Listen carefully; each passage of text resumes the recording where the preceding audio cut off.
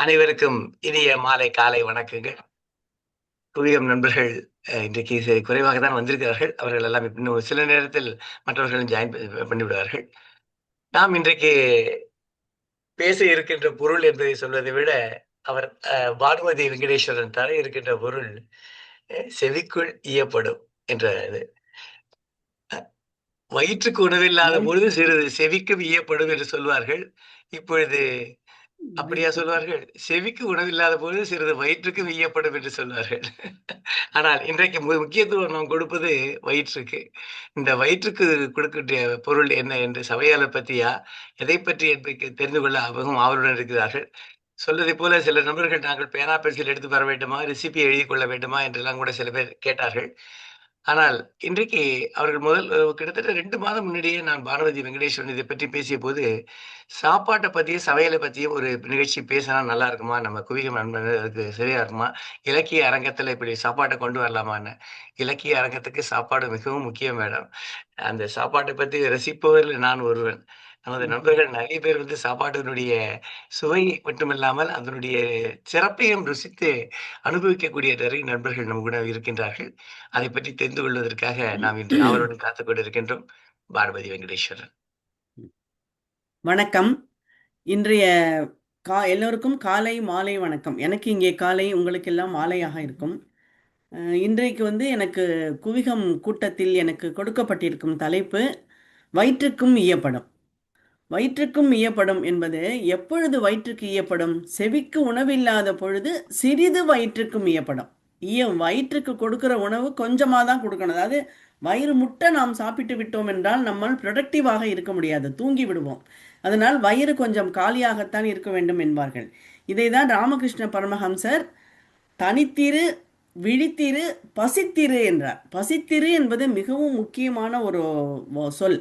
ஆனால் இங்கே அவர் சொன்னது வயிற்றை மட்டுமல்ல, அது ஆன்மீக தேடல். தேடல் பொதுவாக பசி என்பது அங்கே தேடலை குறிக்கிறது. பசி இருந்தால்தான் நாம் தேடுவோம். இங்கே நான் இதை எப்படி எடுத்துக்கொள்கிறேன் என்றால், அந்த பசிக்கும் பொழுது வயிற்றுக்கு ஈவது ஒரு முக்கியமான கடமை. உண்டி கொடுத்தோர் உயிர் கொடுத்தோரே என்கிறோம். அந்த வயிற்றுக்கு ஈவதை பற்றியே செவிக்கு உணவாக நான் கொடுக்க வேண்டிய ஒரு பொறுப்பை எனக்கு கொடுத்திருக்கிறார்கள் என்று தான் எடுத்துக்கொள்கிறேன். இதில் நான் முக்கியமாக ஒரு டிஸ்க்ளைமர் போட்டு விடுகிறேன் ஆரம்பத்திலேயே. நான் சமையல் குறிப்பு எதுவும் சொல்லப் போவதில்லை, சமையலை பற்றியும் பேசப்போவதில்லை. நான் பேசப்போவது உணவு என்பதை பற்றி. உணவு நம் வாழ்க்கையிலும் நம் சரித்திரத்திலும் நம்மோடு எப்படி பிணைந்திருக்கிறது, நம்முடைய பழக்க வழக்கங்களையே எப்படி மாற்றுகிறது என்பதை பற்றி தான் பேசலாம் என்று இருக்கிறேன். நான் இதை எப்படி பிரித்து கொண்டேன் என்றால், சரித்திரத்தில் உணவு, உணவின் சரித்திரம், ஆன்மீகமும் உணவும், உணவே மருந்து, கோவில் பிரசாதங்கள், ஆன்மீகத்திலே அந்த கோவில் பிரசாதங்கள் வந்துவிடும். இப்படி உணவை பற்றிய பழமொழிகள், இதைத்தான் இங்கே நான் குறிப்பிடலாம் என்று இருக்கிறேன். முதலில் சரித்திரத்தில் உணவு என்று பார்க்கலாம். நம்முடைய இந்தியாவினுடைய சரித்திரத்தில் உணவு மிக மிக முக்கியமான ஒரு பங்கை வகிக்கிறது. எப்படி என்றால், நாம் 200 வருடங்கள் ஆங்கிலேயரிடம் அடிமைப்பட்டு கிடந்தோம். அவர்கள் எப்படி நம்மை அடிமையாக்கினார்கள்? நம்மோடு யுத்தம் செய்தா, நம்மோடு போர் செய்து நம்மை வென்று நம்மை அடிமையாக்கினார்களா? இல்லை. நம்மோடு வியாபாரம் செய்ய வந்தவர்கள் நம்மை அடிமையாக்கினார்கள். அதுவும் என்ன வியாபாரம்? பொன்னும் மணியும் அல்ல, குதிரை போன்ற விலங்குகள் அல்ல. நம்மிடம் அவர்கள் வியாபாரம் செய்ய நம் நாட்டை தேடி அவர்கள் வந்தது உணவுப் பொருட்களை தேடித்தான் இங்கே வந்தார்கள். இந்தியாவில் கிடைத்த மசாலா பொருட்கள், குறிப்பாக மிளகு, அதை தேடித்தான் இந்தியாவிற்கு அவர்கள் வந்தார்கள், இந்தியர்களோடு வியாபாரம் செய்யலாம் என்று. சங்க காலத்திலிருந்தே இந்த வியாபாரம் நடந்திருக்கிறது. ரோமானியர்கள், கிரேக்கர்கள் நம்மோடு நம் வியாபாரம் செய்திருக்கிறார்கள். மிளகை தங்கம் கொடுத்து வாங்கியிருக்கிறார்கள் என்று நாம் அறிந்து கொள்கிறோம். ஆங்கிலேயர்கள் நம்ம நாட்டிற்கு வந்த பொழுது நம்மை இந்த மிளகை தேடி வந்து நம்மை அடிமையாக்கினார்கள். அப்படியே நாம் 200 வருடம் இருந்து விட்டோம். அதிலிருந்து பிறகு அந்த அடிமை தலையிலிருந்து நாம் மீள வேண்டும் என்று நாம் நினைத்த பொழுது, அதற்கும் முக்கிய ஒரு சுதந்திர போராட்டம் என்று நடந்தது. அந்த சுதந்திர போராட்டத்திலே முதல் முக்கிய நிகழ்வு என்பது சிப்பாய் கழகம். அந்த சிப்பாய் கழகம் எதனால் ஏற்பட்டது? அதற்கும் உணவுதான் காரணம், உணவு பழக்கம்தான் காரணம். அப்பொழுது ஆங்கிலேயர்கள் என்ன செய்தார்கள்? புதிதாக ஒரு துப்பாக்கியை அவர்கள் அறிமுகப்படுத்தினார்கள். அந்த துப்பாக்கியில் குண்டுகளை, தோட்டாக்களை போட வேண்டும் என்றால் பல்லால் கடித்து திறந்து அதை லோட் செய்ய வேண்டும். அதை துப்பாக்கிக்குள் குண்டுகளை நிரப்ப வேண்டும். அந்த மேலே தடவப்பட்டிருந்தது, அந்த தோட்டாக்களின் மேலே தடவப்பட்டிருந்தது ஒன்று பன்றியின் கொழுப்பு அல்லது பசுமாட்டின் கொழுப்பு. இது அந்த படையிலே வேலை செய்த சிப்பாய்களின் மத உணர்வை பாதித்தது. இந்துக்களுக்கும் சரி, ஹிந்து சிப்பாய்களும் இருந்தார்கள், முஸ்லிம் சிப்பாய்களும் இருந்தார்கள். அந்த 2 பேரின் மத உணர்வையும் இந்த கொழுப்பு பாதித்தது. ஏனென்றால் ஹிந்துக்களுக்கு பசு என்பது தெய்வத்திற்கு நிகரானது, பசுவை கொல்வது மிகப்பெரிய பாவம். முஸ்லிம்களுக்கு பன்றி கொழுப்பு சாப்பிடக்கூடாது, பன்றி கறி சாப்பிடக்கூடாது, அவர்களுக்கும் அது பெரிய பாவம். எனவே அந்த 2 பேரும் போராட்டத்தில் குதித்தார்கள். அதுதான் சிப்பாய் கழகம். ஆக நம்முடைய சுதந்திர போராட்டத்தின் முதல் நிகழ்வும் ஒரு உணவு பண்டத்தின் காரணமாகத்தான் அமைந்தது. அதே போல நம்முடைய சுதந்திர போராட்டத்தில் இன்னொரு முக்கியமான நிகழ்வு உப்பு சத்தியாகிரகம். இந்த உப்பு சத்தியாகிரகம் என்பது எப்படி வந்தது? நம் நாட்டில் ஆங்கிலேயர்கள் உப்பு வேலி என்று ஒன்றை அமைத்தார்கள். அதாவது உப்பு இல்லாமல் உணவு பண்டம் இல்லை, சமைக்க முடியாது, சாப்பிட முடியாது. உப்பு எங்கே தயாரிக்க முடியும்? கடற்கரை நகரங்களில் தான் உப்பு தயாரிக்க முடியும். கடற்கரை ஒட்டி உள்ள நகரங்களில் உப்பு தயாரிக்கும் உமணர்கள் அவர்கள் என்ன செய்வார்கள்? அந்த உப்பை வண்டிகளிலே கட்டிக்கொண்டு மத்திய இந்தியாவிற்கு வந்து அதை உப்பை கொடுத்துவிட்டு உப்பிற்கு ஈடாக அவர்களுக்கு தேவையான வேறு பொருள்களை வாங்கி செல்வார்கள். இது மிகப்பெரிய வியாபாரமாக நடந்தது. இதை பார்த்த ஆங்கிலேயன் அவன் சும்மா இருப்பானா? அவன் உடனே அந்த உப்பு வியாபாரத்தை தான் கையிலே எடுத்துக்கொண்டான். இந்தியர்கள் உப்பு விற்கக்கூடாது என்று தடை விதித்தான். அந்த உப்பை எடுத்து செல்லக்கூடாது என்பதற்காக இந்தியாவிற்கு குறுக்கே வேலி அமைத்தான். வேலி என்றால் முட்களாலோ சுவராலோ இல்லை, குட்டையான மரங்கள், புதரை போன்ற மரங்கள், அவற்றை கடந்து செல்வது மிகவும் கடினம். அந்த உப்பு வேலி அமைத்ததால் மத்திய இந்தியாவில் நிறைய பேர்கள் இறந்தே போனார்கள். அதற்கு பிறகு அவன் என்ன செய்தான்? ஆங்காங்கே டோல்கேட்டுகள் அமைத்து அந்த உப்பிற்கு வரி கொடுக்க வேண்டும் என்றான். அதை எதிர்த்து தான் உப்பு சத்தியாகிரகம் செய்தார். ஆக நம்முடைய சுதந்திர போராட்டத்திலும் நம்முடைய வரலாற்றிலே உணவு பண்டம் மிக மிக முக்கியமான இடத்தை வகித்திருப்பதை நாம் பார்க்கிறோம். இப்பொழுது நம் நாட்டின் சுதந்திர போராட்டம் மட்டுமல்ல, அமெரிக்காவின் சுதந்திர போராட்டத்தையும் நாம் பார்த்தோமானால் அங்கு பாஸ்டன் டீ பார்ட்டி என்று ஒரு நிகழ்ச்சி நடந்தது. அந்த பாஸ்டன் டீ பார்ட்டி தான் அந்த அமெரிக்க சுதந்திர போராட்டத்தில் மிகவும் திருப்பு முனையான ஒரு நிகழ்ச்சி, முக்கியமான நிகழ்ச்சியும் கூட. உணவின் சரித்திரம். இப்போ இது சரித்திரத்தில் உணவை பார்த்து விட்டோம். அடுத்தது உணவின் சரித்திரத்தை பார்க்கலாம். உணவின் சரித்திரம் என்றால், நாம் ஆங்கிலேயர்கள் நம் நாட்டிற்கு வருவதற்கு முன்னால் நம் நாட்டில் உருளைக்கிழங்கு, தக்காளி, பட்டாணி, கேப்சிகம், கேரட், பீட்ரூட், முட்டைக்கோஸ், காலிஃப்ளவர் போன்ற எந்த சவுச்சவு போன்ற கரிகாய்கள் நம் நாட்டில் கிடையாது. இவை எல்லாமே ஆங்கிலேயர்கள் நம் நாட்டிற்கு கொண்டு வந்ததுதான். இன்றைக்கு நம்மால் உருளைக்கிழங்கும் தக்காளியும் இல்லாமல் நம்மால் சமைக்கவே முடியாது.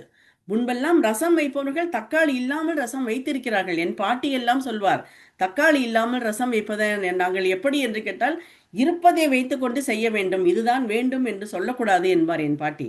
அப்படி பல உணவு பண்டங்கள் நம் நாட்டிற்கு வெளிநாட்டில் இருந்து வந்தது தான். காபி என்றால் அது அரேபியர்கள் கொண்டு வந்தது, டீ என்றால் சைனாவில் இருந்து வந்தது. இப்படி பல உணவு பண்டங்கள் நம் நாட்டிற்கு வந்திருக்கிறது. இன்றைக்கு நாம் வீதியில் நடந்து சென்றால் நம் நாட்டில் மூலைக்கு மூலை பீஸா hut, McDonald's, coffee day, Starbucks என்று, கேஎஃப்சி என்று அந்நிய நாட்டு உணவகங்கள் வரிசை கட்டி நிற்கின்றன. அந்நியர்களை வெளியேற்றி விட்டோம், ஆனால் அவர்களுடைய உணவு பழக்கங்களை நாம் பிடித்து கொண்டு விட்டோம். அதில் இன்னும் இந்த ஆங்கிலேயர்களிடமிருந்து நமக்கு வந்த முக்கியமான உணவுகள் என்றால் ரொட்டி, பிஸ்கெட், கேக் போன்றவை. அவையெல்லாம் நம் நாட்டில் அதற்கு முன்பு கிடையாது. இன்னும் ஒரு சுவையான விஷயம் என்றால் நம் நாட்டிற்குள்ளேயே தமிழ்நாட்டில் எடுத்துக்கொண்டால் சாம்பார் என்பது மிக மிக முக்கியமான ஒரு உணவு. நமக்கு வந்து சாம்பார் இல்லாமல் நம்மால் சாப்பிடவே முடியாது. வட இந்தியர்களை கேளுங்கள், இந்த தென்னிந்தியாவின் தமிழர்களின் தமிழ்நாடு ஹோட்டல்களுக்கு வந்தால் அவர்கள் விரும்பி உண்பது இட்லி சாம்பார், மசால் தோசை போன்றவை தான். அந்த சாம்பார் நம்முடைய ஒரு ஐகானிக் ஐட்டம் நமக்கு. ஆனால் அந்த சாம்பாரே தமிழ்நாட்டிற்கு மகாராஷ்டிராவிலிருந்து வந்தது தான். மராட்டிய ராஜா, மராட்டியர்கள் நம்மை ஆண்ட பொழுது சாம்பாஜி என்னும் அரசர், அவருக்கு பருப்பு புளி இவை சேர்த்து ஒரு ஒரு அந்த விஷயம் டெய்லி சாப்பாட்டில் இருக்க வேண்டும். அதை மராட்டியர்களிடமிருந்து கற்றுக்கொண்ட தமிழர்கள் அதை பிரபலப்படுத்தினார்கள். அது இப்பொழுது நம் நாட்டில் நம்முடைய பழக்கத்தில் தவிர்க்க முடியாத ஒரு விஷயமாகிவிட்டது. அதே போல மைசூர் பாக் என்று சொல்கிறோம். மைசூர் பாக் இல்லாமல் திருமணங்கள் கிடையாது. மைசூர் பாக் இல்லாத திருமணங்கள் உண்டா? நம் திருமணத்தில் முக்கியமான ஒரு இனிப்பு என்றால் அது மைசூர் பாக். அந்த மைசூர் பாக் என்பது மைசூர் மகாராஜாவிற்காக செய்யப்பட்ட ஒரு உணவு. அது ஒரு ஃப்ளாப் ரெசிபி என்பது தெரிந்து கொள்ள மிகவும் சுவாரஸ்யமாக இருக்கிறது. மைசூர் மகாராஜாவிற்காக ஒரு இனிப்பு தயாரிக்க வேண்டும் என்று நினைத்த அந்த அவருடைய சமையல்காரர் ஒரு நாள் கடலை மாவு, நெய், சர்க்கரை இவற்றை வைத்து ஒரு இனிப்பு தயாரிக்க துவங்குகிறார். அவர் நினைத்தது வேறு, ஆனால் வந்தது வேறு. அவர் நினைத்தபடி அது வரவில்லை. ஆனால் அந்த இனிப்பு அந்த மகாராஜாவிற்கு மிகவும் பிடித்தது. இது மிகவும் சுவையாக இருக்கிறது, இது என்ன என்று கேட்டபொழுது மைசூர் மகாராஜாவிற்காக தயாரிக்கப்பட்ட உணவு, அதனால் அதற்கு மைசூர் பாக் என்றே பெயர் கொடுத்து விட்டார் அவர். உண்மையான அந்த ஒரிஜினல் மைசூர் பாக் என்பது மேலே இளம் மஞ்சள் நிறத்திலும் அடியிலே டார்க் பிரவுன் அல்லது டார்க் மஞ்சள் அல்லது பிரவுன் நிறத்திலே இருக்கும். அதை உடைத்தால் உள்ளே குழலோடி கொண்டிருக்கும், காற்று துளைகளை பார்க்க முடியும். அதுதான் ஒரிஜினல் மைசூர் பாக். ஆனால் இப்பொழுது மைசூர் பா என்று ஒன்று வந்திருக்கிறது. அது முழுக்க முழுக்க நிறைய நெய், சாஃப்டாக ரொம்ப மிருதுவாக இருக்கும். ஒரிஜினல் மைசூர் பாக் அப்படி இருக்காது. அந்த மைசூர் பாகின் வரலாறும் மிகவும் சுவையானது தான். நாம் காலை வேளையில் எழுந்து கொண்டால் நமக்கு காஃபி குடிக்காமல் நம்மால் வேலை ஓடாது. முதலில் நமக்கு காஃபி வேண்டும். சில பேர் தேநீர் குடிப்பார்கள். அந்த காஃபி நமக்கு எங்கிருந்து வருகிறது? கூர்கிலிருந்து நமக்கு காஃபி வர வேண்டும். தேயிலை என்றால் அது அஸ்ஸாமில் இருந்தோ நீலகிரியில் இருந்தோ வர வேண்டும்.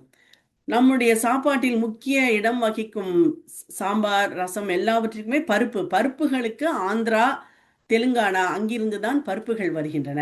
எண்ணெய் வித்துகளும் அங்கிருந்து தான் வருகின்றன.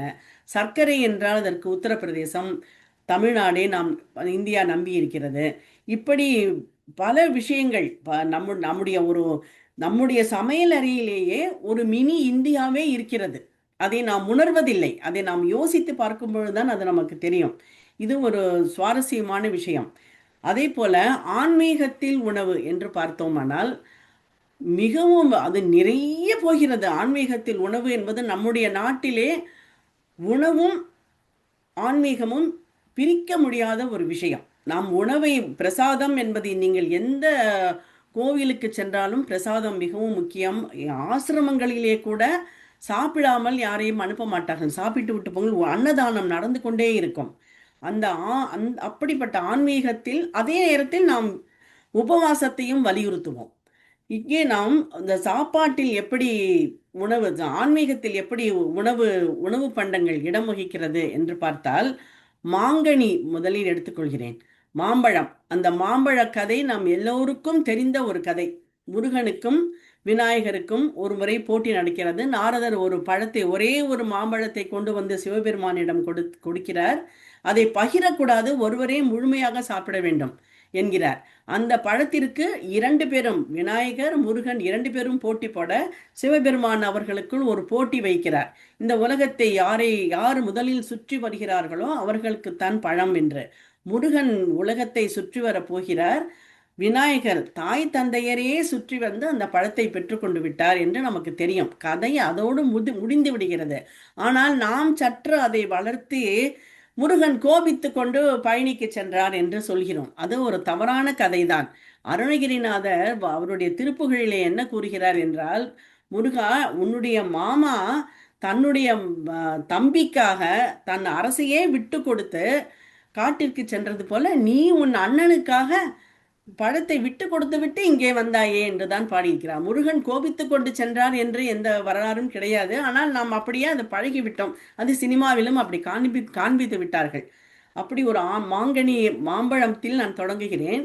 அந்த மாங்கனி இன்னொரு ஒரு சிவனடியாரின் வாழ்க்கையிலே மிகப்பெரிய மாறுதலை உண்டாக்கியது. அது காரைக்கால் அம்மையார்.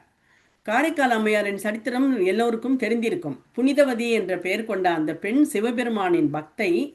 அவருடைய கணவர் ஒரு நாள் 2 மாம்பழங்களை வாங்கி வீட்டிற்கு கொடுத்து அனுப்புகிறார். சாப்பிடும்போது போட்டுக்கொள்ளலாம் என்று, சாப்பிடலாம். அவர் கணவர் வருவதற்கு முன்பாக ஒரு சிவனடியார் அவர் வீட்டிற்கு வந்து விடுகிறார். புனிதவதியார் என்ன செய்கிறார்? அந்த சிவனடியாருக்கு உணவு படைத்துவிட்டு கணவர் கொடுத்த மாம்பழங்கள் 2 இருக்கிறதே, ஆனால் ஒன்றை அந்த சிவனடியாருக்கு போட்டு விடுகிறார். அவரும் சாப்பிட்டு விட்டு சென்று விடுகிறார். அதன் பிறகு அவர் கணவர் வீட்டிற்கு வந்து சாப்பிட அமரும் பொழுது புனிதவதியார் அந்த ஒரு மிச்சம் இருக்கும் ஒரு மாம்பழத்தை இவருக்கு கொடுக்கிறார்.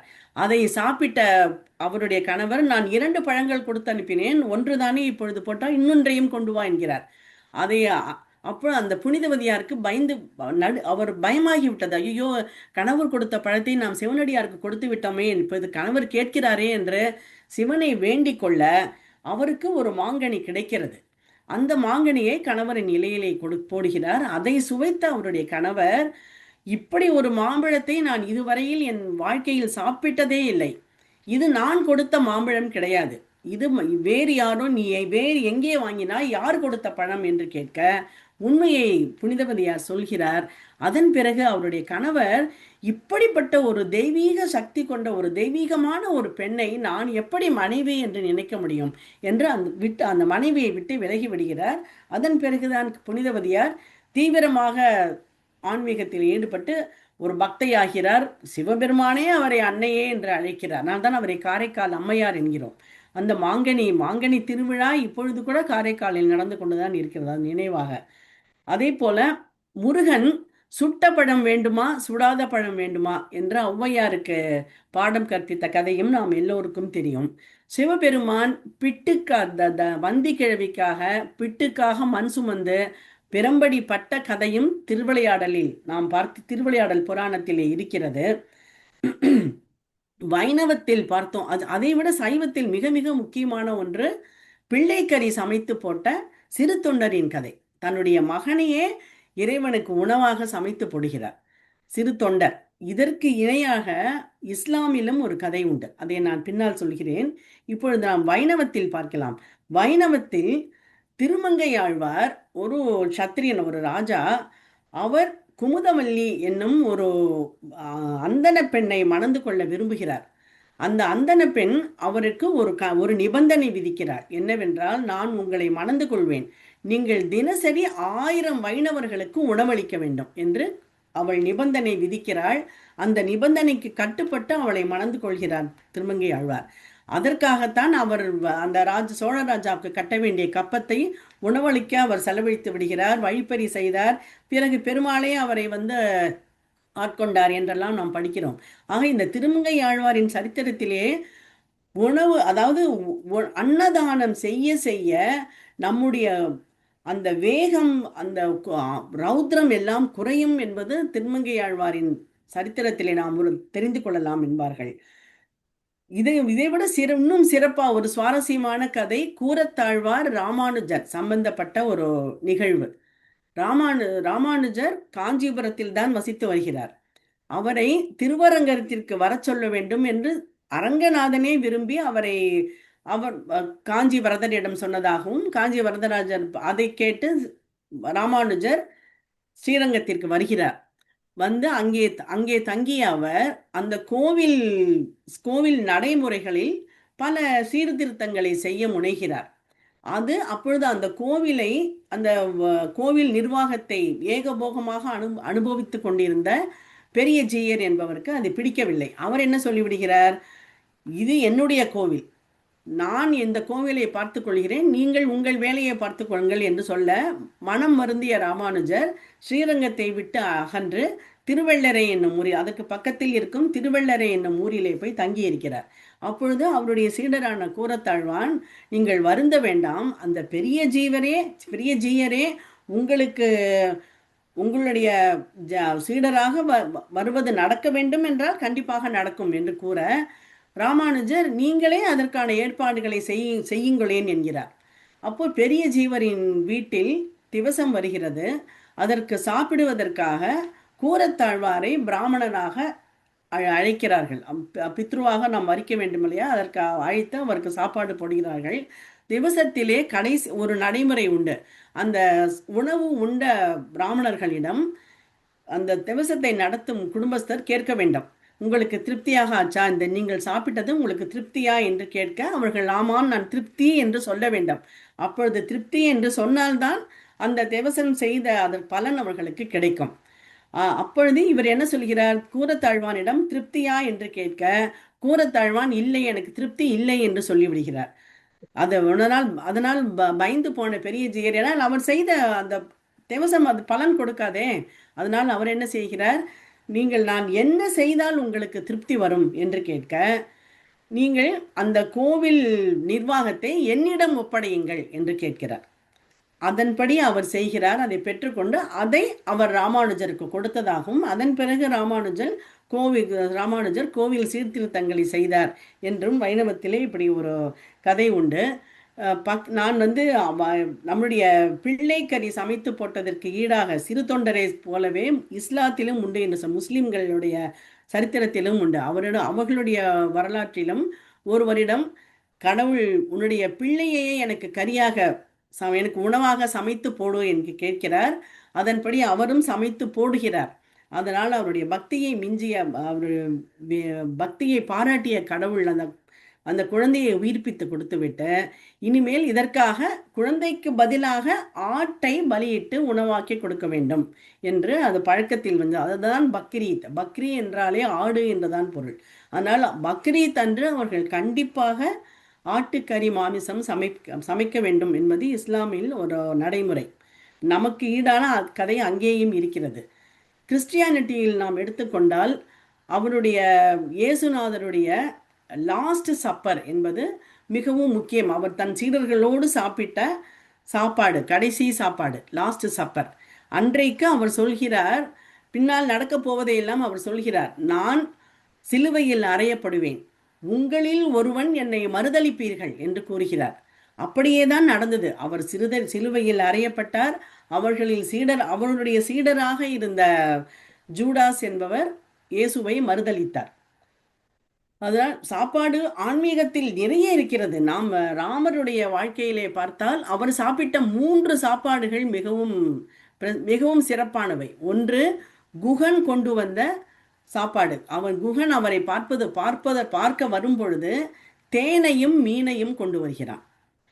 தன்னுடைய பக்தியின் உயர்வை காட்ட தேனையும், அன்பின் ஆழத்தை காட்ட மீனையும் கொண்டு வந்தான் என்று கூறுவார்கள். அதை அவர் சாப்பிட்டது. சபரி கொடுத்த பழங்களை சாப்பிட்டது. சீதையை அவர் தவறவிட்டு, அதாவது சீதையை ராவணன் கவர்ந்து சென்ற பிறகு சரியாக சாப்பிடாமல் இருந்த ராமர் அன்றைக்கு தான் சாப்பிட்டாராம். அதை பார்த்து லக்ஷ்மணன் மிகவும் மகிழ்ச்சி அடைகிறான். அதை சபரிய கொடுத்த கனிகளை சாப்பிட்டது அதுவும் ஒரு சிறப்பான சாப்பாடு. அதற்கு பிறகு ஆஞ்சநேயரோடு தன்னுடைய இலையையே அவர் பகிர்ந்து கொள்கிறார்.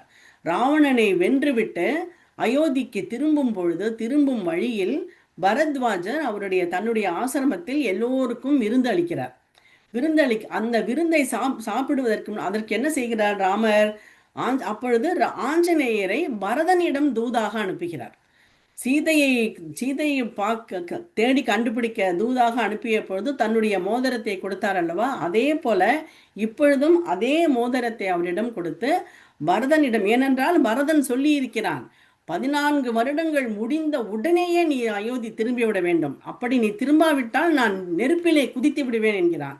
அதனால் பரதனை பற்றி ராமனுக்கு நன்றாக தெரியும். ஆனால் பரதனிடம் நீ சென்று நான் வந்து கொண்டே இருக்கிறேன் என்று சொல், அவன் இங்கே கொஞ்சம் நேரமாகிறது நமக்கு, அதனால் நான் வந்து கொண்டே இருக்கிறேன் என்று அவனிடம் சொல்லி அவன் எப்படி இருக்கிறான் என்று என்னிடம் நீ திரும்ப சொல்ல வேண்டும் என்று அனுப்புகிறார்.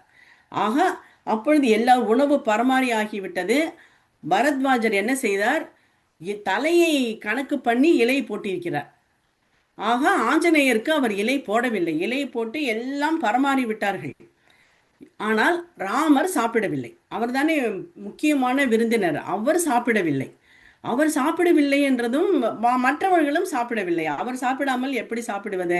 ராமர் ஆஞ்சநேயருக்காக வர காத்திருக்கிறார். மற்றவர்களும் காத்திருக்கிறார்கள். அப்பொழுது கோடியில் ஒரு குட்டி குரங்கு ஒன்று உட்கார்ந்து கொண்டிருக்கிறது, வானர சேனை.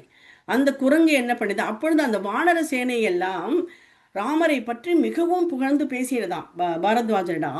ராமர் எப்படி யுத்தம் செய்தார், அப்படி யுத்தம் செய்தார், ராவணனை எப்படி கொலை செய்தார், எப்படி கும்பகர்ணனை எப்படி அழித்தார், அப்படி என் இந்திரஜித்தை எப்படி கொலை செய்தார் எல்லாம் அவர்கள் ரொம்பவும் சிலாகித்து பேசியதை கேட்ட பாரத்வாஜர் நினைத்து கொண்டாராம், இது என்ன ராமன்றான் தனியா ஒண்டி கொண்டி நின்று அவன் ஜெயிச்சுட்டான், 1,00,000 வானர சேனையை வச்சுன்னு அவன் ஜெயிச்சிருக்கான், இதுல பெருசா பாராட்டுறதுக்கு என்ன இருக்கு என்று அவர் நினைத்து கொண்டாராம். இப்பொழுது இந்த விருந்திலே பரமாறி விட்டால் யாரும் சாப்பிடவில்லை, காத்து கொண்டிருக்கிறார்கள். அப்பொழுது கோடியிலே உட்கார்ந்து கொண்டிருந்த ஒரு குரங்கு என்ன செய்தது? அதிலே சேப்பங்கிழங்கு கறி இருந்தது. அது அது என்ன என்று பார்ப்பதற்காக ஒரு அழுத்தியதான். அந்த கிழங்கு அப்படி ஒரு ஜம்ப், அவர் துள்ளி குதித்தது. அந்த குரங்கு, அந்த குட்டி குரங்கு என்ன செய்தது? ஓ, நீ குதிக்கிறியா, நான் குதிக்கிறேன் பார் என்று அது ஒரு ஒரு ஜம்ப் பண்ணிதான் உட்கார்ந்த இடத்திலேயே. அதற்கு பக்கத்தில் இருந்த குரங்கு, நீ இவ்வளவு குதிக்கிறியா, நான் குதிக்கிறேன் பாருன்ட்டு அதை விட அதிகமாக அது ஒரு ஜம்ப் பண்ணித்தான். அதுக்கு பக்கத்தில் இருந்த குரங்கு, நீ இவ்வளவு ஜம்ப் பண்றியா, 1/2 அடி தானே குதிச்ச, நான் 1 அடி குதிக்கிறேன் பாரு என்று அது 1 அடி குதித்தான். இப்படியே ஒவ்வொரு குரங்காக அதிகம் அதிகம் அதிகம் குதித்து கொண்டே போகின்றன. ராமர் பக்கத்தில் உட்கார்ந்த சுக்ரீவன் திடீர் என்று ஒரு 200 அடி தாண்டி குதித்தானாம். இவர் ராமருக்கு தூக்கி வாரி போட்டது. எதற்காக சுக்ரீவா, இப்ப எதற்காக நீ குதித்தாய், என்ன ஆச்சு என்று கேட்டாராம். அதற்கு சுக்ரீவன் சொன்னானாம், எனக்கு ரீசன்லாம் தெரியாது, என்னோட காம்ரேட்ஸ் எல்லாம் குதிச்சா நானும் குதிச்சேன் அப்படின்னானாம். அப்புறம் பரத்வாஜர் நினைச்சுட்டாராம், அடடா, இந்த மாதிரி ஒரு வானர சேனையை வச்சுன்னு ராமன் ஜெயிச்சிருக்கானே, அவனை கண்டிப்பா நம்ம பாராட்டணும் என்று. அப்பொழுது ஆஞ்சநேயர் திரும்பி வருகிறார்.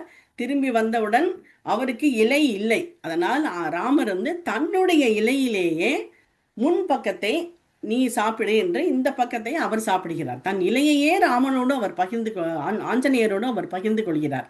அதனால் தான் நாம் இப்பொழுதும் கூட பரமாறும் பொழுது இந்த சைடு கீழ்ப்பக்கத்தில் சாதம் போன்றவற்றை படைத்துவிட்டு மேல் பக்கத்தில் காய்கறிகளை படைக்கிறோம் என்று ஒரு ஐதீகம், ஒரு பழக்கம் என்று கூறுகிறார்கள். அதே போல கிருஷ்ணருடைய வாழ்க்கையிலே அவர் சாப்பிட்ட 3 சாப்பாடுகளும் மிகவும் சிறப்பானவை. ஒன்று, குச்சேலர் கொடுத்த அவலை அவன் சின்ன வயதில் நிறைய சாப்பிட்டான். வீடு வீடா புந்து திருடினான், வெண்ணெயை திருடினா, எல்லாத்தையும் பால் மோர் எல்லாத்தையும் குடிச்சான், அதெல்லாம் வேற. ஆனால் சாப்பிட்ட மிகவும் சிறப்பான சாப்பாடு என்றால் குச்சேலர் கொடுத்த அவலை சாப்பிட்டது. அவன் பெரிய அரசராக இருந்து கொண்டு நண்பன் கொண்டு வந்த அந்த அவலை ஆசையாக வாங்கி சாப்பிட்டது, அது ஒன்றும். இரண்டாவது, விதுரர் வீட்டில் சாப்பிட்டது. பாண்டவர்களுக்காக தூது நடந்த பொழுது துரியோதனன் வீட்டில் தங்காமல் விதுரர் வீட்டில் தங்கி அவர் கொடுத்த எளிய உணவை உண்டது. மூன்றாவது, பாஞ்சாலிக்காக துர்வாசருடைய சாபத்தில் இருந்து பாண்டவர்களை காப்பதற்காக பாஞ்சாலியிடம் அவர் தேய்த்து வைத்த ஒரு சின்ன கீரை துணுக்கை சாப்பிட்டு துர்வாசருடைய பசியை தீர்த்தார்கள் அல்லவா, அந்த சாப்பாடு. ஆக அப்படி இந்த 3 சாப்பாடுகளும் கிருஷ்ணனுடைய வாழ்க்கையிலே மிகவும் உன்னதமானவை. சிவபெருமானின் வாழ்க்கையில் நிறைய உண்டு. இளையான்குடி மாறனார் கதையை பற்றி நாம் கேள்விப்பட்டோம். ஏற்கனவே சொன்னேன், பிட்டுக்கு மண் சுமந்தது. இளையான்குடி மாறனார் என்று ஒரு நாயனார் இருந்தார், நாயன்மார். அவர் சிவனடியார்களுக்கு உணவு படைப்பதுதான் தன்னுடைய மிகப்பெரிய சேவை என்று செய்து வந்தார். அதனால் அவருடைய செல்வம் குறைந்து கொண்டே வந்தது. ஆனால் அப்பொழுது கூட அவர் அந்த தொண்டை நிறுத்தவே இல்லை. செல்வம் மிகவும் குறைந்து விட்டது. ஒரு நாள் நல்ல மழை கொட்டி, இரவில் மழை கொட்டி கொண்டிருக்கிறது. அப்பொழுது அவர் வீட்டிற்கு வந்த ஒரு சிவனடியார் பசிக்கிறது என்று கூறுகிறார். வீட்டிலும் மணி அரிசி கிடையாது, என்ன செய்வது என்று அவர் யோசிக்கும் பொழுது அவருடைய மனைவி, நாம் நேற்று தானே நீங்கள் வயலிலே நெற்பயிரை விதைத்து விட்டு வந்தீர்கள், அவையெல்லாம் இந்த மழையிலே மிதந்து கொண்டிருக்கும், அதை எடுத்துக்கொண்டு வாருங்கள், சேகரித்து கொண்டு வாருங்கள், நான் அவருக்கு உணவு படைக்கிறேன் என்று அந்த விதைத்த நெல்லை அவர் அந்த நெல் மணிகளை சேகரித்து கொண்டு வருகிறார். அதை வறுத்து குத்தி அதை அரிசியாக்கி அவர் வீட்டு கொல்லைப்புறத்திலே விளைந்திருந்த கீரையை சமைத்து அந்த உப்பு இல்லாமல் அவள் சமைத்து போடுகிறாளாம். அது இறைவன் தான் கடைசியில், அது சிவபெருமான் தான் என்று அவருக்கு புரிகிறது. அப்படி சிவபெருமான் வாழ்க்கையிலும் நாம் பல உணவு பண்டங்களை, அந்த உணவு உணவு சம்பந்தமான நிகழ்ச்சிகளை பார்க்கிறோம்.